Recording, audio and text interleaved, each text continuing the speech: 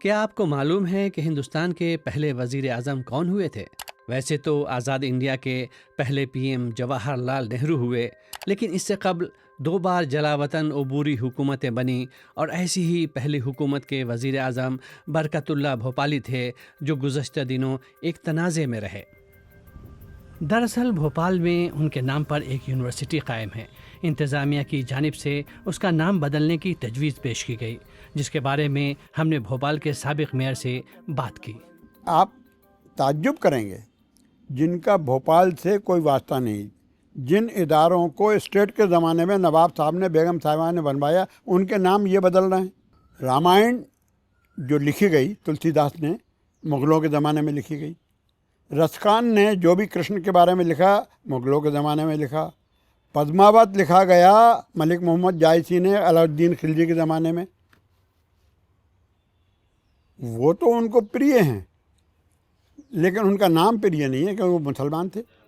لیکن پھر civil society کی جانب سے اس کی مخالفت کے بعد اسے واپس لے لیا گیا۔ آخر برکت اللہ کون تھے؟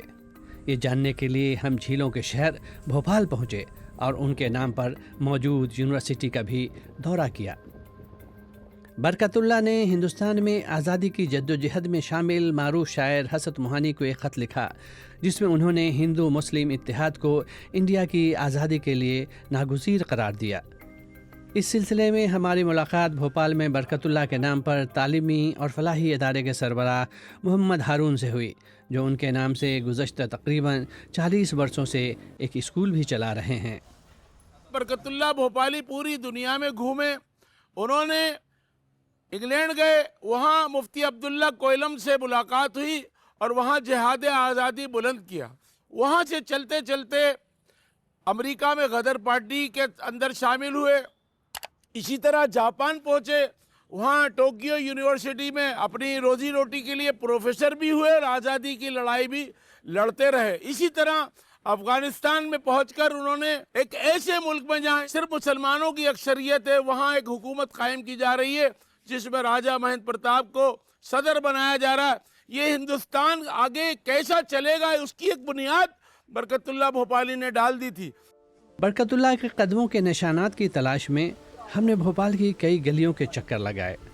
مورخ اشر قدوئی نے ہمیں اس محلے کی سیر کرائی جہاں برکت اللہ پیدا ہوئے اور انہوں نے اپنا بچپن گزارا۔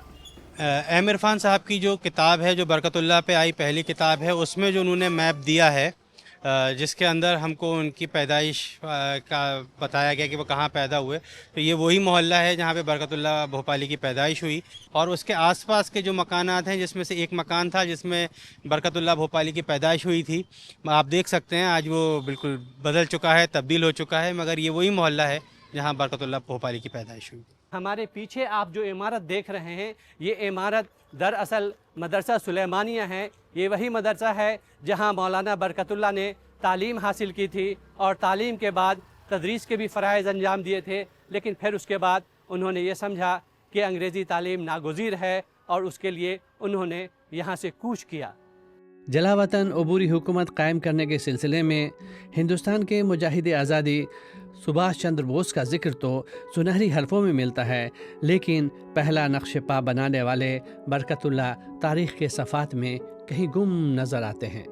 حالانکہ انہیں یہ امتیاز حاصل ہے کہ انہوں نے سن 1915 میں بوس سے کہیں پہلے افغانستان میں ہندوستان کی پہلی جلا وطن حکومت قائم کی اور سن 1919 تک وزیر اعظم رہے، جب تک کہ افغان حکومت نے برطانیہ سے معاہدہ نہ کر لیا۔ ایک پتے کی بات میں آپ کو بتاؤں کہ جس راستے سے، جو راستہ انہوں نے ہندوستان سے نکلنے کا اختیار کیا، اور وہی راستہ تھا، اسی راستے پہ چل کے آگے سبھاش چندر بوس بھی گئے۔ وہ جب ہندوستان سے نکلے ہیں تو وہ افغانستان ہوتے ہوئے ہی نکلے، وہ بھیس بدل کے وہ افغانستان پہنچے۔ افغانستان میں اسی ایریے میں رہے جس کو بابر باغ کہا جاتا ہے، یعنی بابر کے نام سے جو باغ ہے، بابر باغ، وہیں پہ ان کی پارٹی کا بھی ہیڈ آفس تھا، وہیں جہاں پہ اسی محلے کے اندر سبھاش چندر بوس بھی رہتے ہیں۔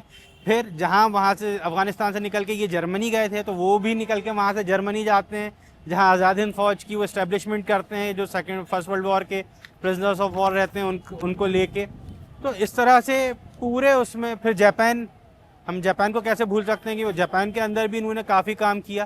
तो सुभाष चंद्र बोस भी इन्हीं के ही कदमों के पीछे पीछे उन सारी जगहों पे गए, उसी रास्ते से गए जो बरकतुल्लाह गए।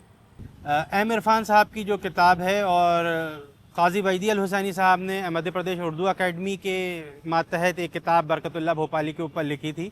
उसके अंदर ये जिक्र मिलता है कि बर्लिन के अंदर पंडित जवाहरलाल नेहरू और बरकतुल्लाह भोपाली दोनों की मुलाकात होती है और दोनों बात करते हैं।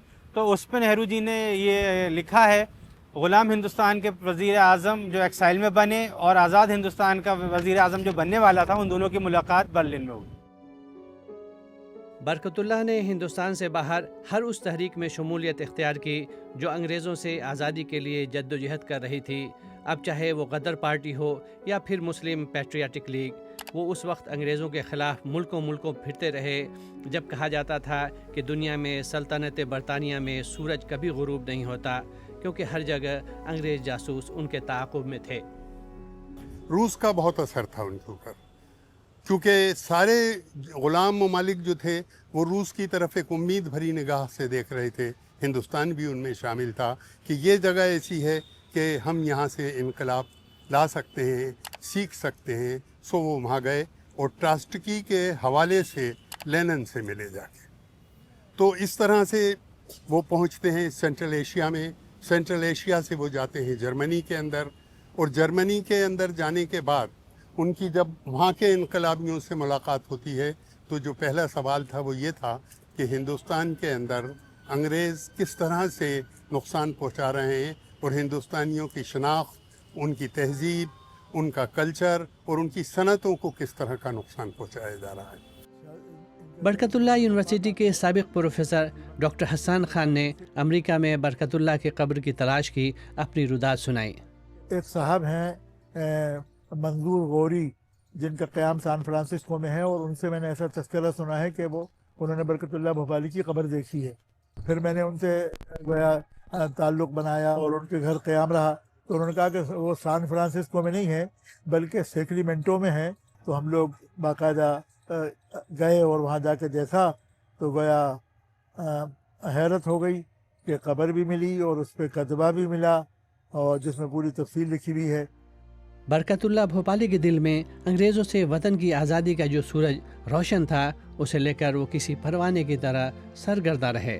लेकिन हिंदुस्तान की आज़ादी के ख्वाब को शर्मिंदा ताबीर होता देखने से कबल ही 20 सितंबर सन 1927 को आज़ादी का वो आफ्ताब 7 समंदर पार अमेरिका के सैन फ्रांसिस्को में गुरूब हो गया।